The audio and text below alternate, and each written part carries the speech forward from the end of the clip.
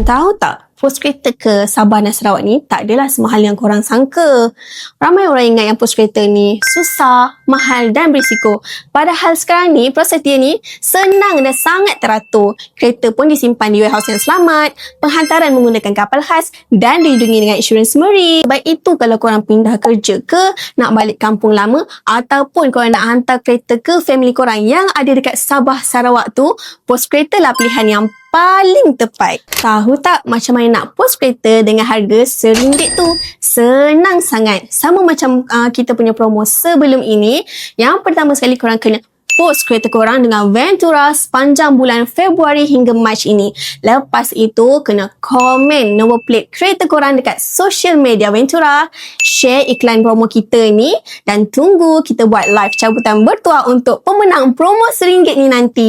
Kalau nombor plate kereta korang ni naik, kita akan refund semula duit dan ambil RM1 sahaja. Tapi pemenang kena buat video menang peraduan tau.